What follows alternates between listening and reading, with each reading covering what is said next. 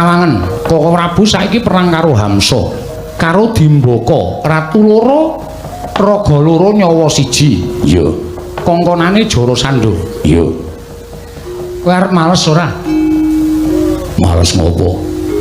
Males wirangmu kowe nantang Hamsa sing nesu Koko Prabu Mandura terus sing temandang Koko Prabu Mandura. Tegese Koko Prabu rak ngrebut mungsuhmu to? Iya. Galuh kae Koko Prabu saiki kebingungan. Penggaling Koko Prabu Mandura. Iya. Merga Hamsa dipateni dilumpati Dimbaka, Hamsa urip meneh. Dimbaka dipateni dilumpati Hamsa, Hamsane urip meneh. Koko Prabu kae pancen sekti digdaya, ning nek tumandang ki nggunakake akal, ora nggunakake akal.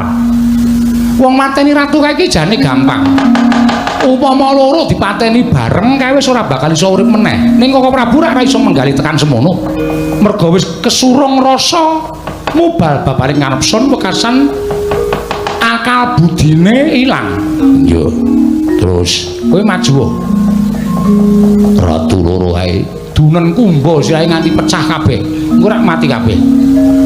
golek Baladewa nesu. Kowe omongo yen Baladewa ya lancang.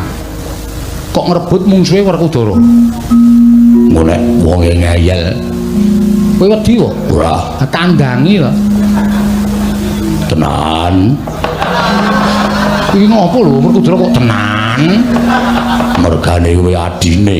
Nek kowe wis ngentuke lak tandangi tenan. Ya aja, iki mau rak ming tembung sembrono to. Nek kira-kira kono nesu mengko tok wangsuli. Aku ora tau omongan akeh.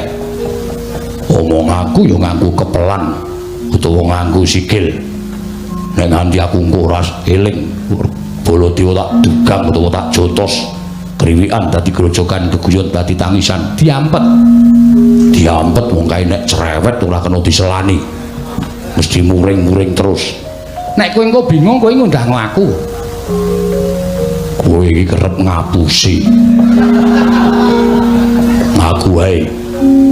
Engko aku wis maju kowe lunga, engko nek geger Baladewa karo Werkudara, kowe guyu saka Dirgantara ya ora.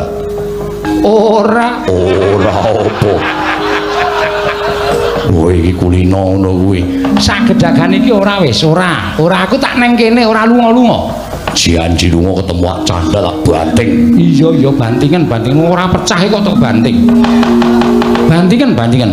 Yen pancen kowe tanggung jawab ratu ora patenane. Nek ana murinane Baladewa aku wegah nanggapi, kowe sing nanggapi. Iya tak tanggapi, pira to nanggap Baladewa? Wah, ora sembrono iki rembugan tenan.